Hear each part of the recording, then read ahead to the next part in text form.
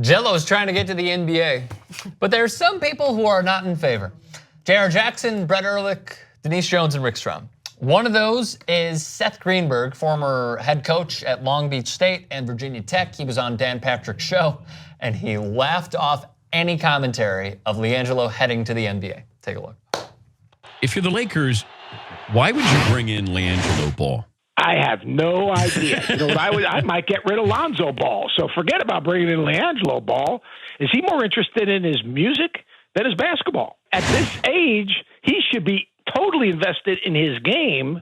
It seems like he's invested in his music game as much as his basketball game. I just can't have his dad involved in another player when he just publicly criticized the medical staff with the Lakers. Because I don't even know if LiAngelo is an NBA player. He's not an NBA player. Look, when I was at Long Beach State, I wouldn't have recruited LiAngelo Ball. All right? We had good players. We had pros. He's a good shooter. He can make shots. He's not an NBA player. I mean, you're talking about fiction. But I mean, that to me, LaVar Ball is toxic. That's just the way it is. Because he has an agenda. Look, I'm all for parents being involved in their kids' lives. I think it's great. But you can't be toxic in the NBA. Name me one. Do you know one other parent in the NBA besides Mrs. Durant who gives her son a hug after games? Draymond's mom. Yeah, Draymond's mom, but not the same way. There's just a few things that I want to address. Go ahead. I just want to say I love Dan Patrick's shirt. It's like he was like, oh God, we're about to tee off. God, that pro shop, that Ashworth polo is speaking to me right now. Here's how I address this. I'm gonna get it and put it in my car, and then we'll start playing. Curb Your Enthusiasm. When Larry goes to a wedding on the beach, Jeff asks him, "What's with the straw hat?" He goes, "I'm married."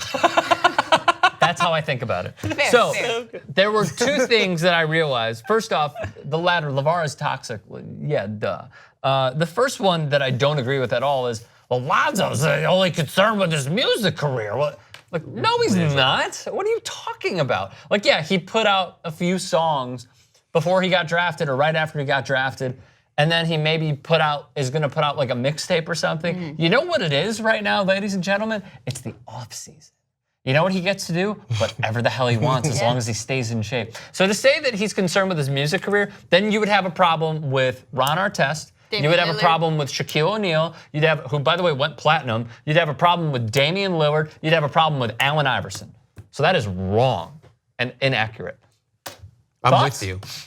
I'm absolutely with you on that. I think you can do two things, but I think there's a lot more you have to be worried about than his music career. Lonzo. Yeah.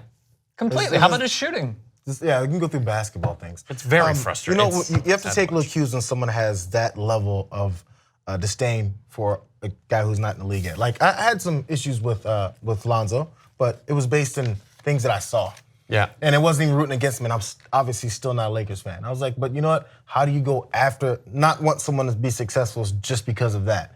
So in the middle of it, I heard there was a couple cues. He's like, I was coaching Long Beach State and I wouldn't recruit him. We had pros. Oh, it's about you. Right. Oh, it's about how much you don't like him because you wouldn't have had him on your team. That's fine. Yeah. You don't see something in him. That's every coach in the world is like, I don't see enough in that kid. That's cool, whatever. But that's not the law. That's just your team. And in Long Beach State, because of all those national championships, they won. That's a really good point. Yeah. And the music part of things, him bringing that up kind of works in the contrary for him because it pretty much states that, okay, well, his game isn't that terrible, but it's music. The fact that he's distracted with music, like at no moment did he ever really pinpoint what exactly. Like we all can agree, like his shooting could get a lot better, and maybe by next season we're gonna see a different kind of Lonzo. We don't know what he's working on. We don't know how his workouts are. So the fact that he's bringing up, or he starts off his argument with music, kind of just signals like, okay, well, he's not a terrible athlete. You're just trying to pinpoint something that.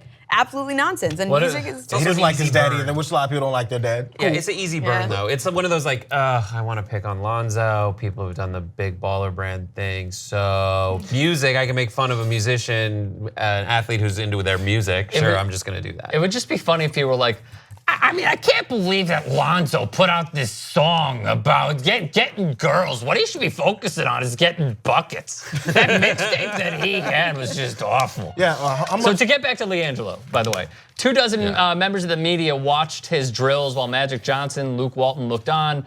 Lonzo was there as well. Los Angeles has no interest in the younger brother of its point guard, whether in the draft or as an undrafted free agent. That is harsh, not even for its G League team.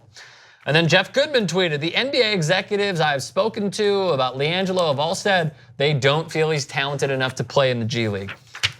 What can you do, man? Harsh, but I guess that is motivation. Even if he was good enough, if I was part of the Lakers organization, I wouldn't want to do that either. Based off of a family inside there. Exactly, way too much. You can't stack your team with a couple of the brothers who are just fresh in league. That's way too much of a Yeah, but what about what happened with Jared and Teron Collins when they played for the Nets? That was a good relationship.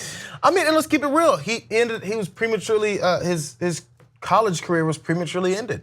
He needs to be in college. That's to play some ball for exactly us. right. Let's keep it real. He maybe can be an NBA player at some point, but he didn't get the chance to develop, I think. I don't know much about how he's playing, but it was a weird road.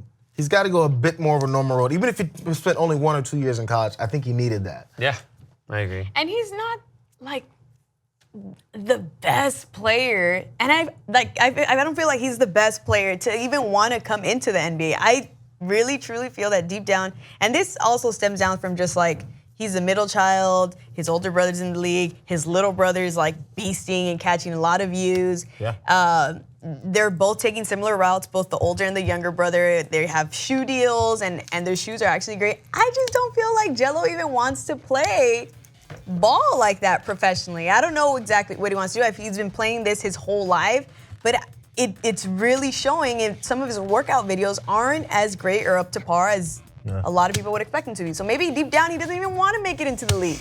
Doesn't want to make it Big Ten. Well, we'll have to wait and see. Let us know your thoughts. Comment section below. Subscribe to 2ID Sports.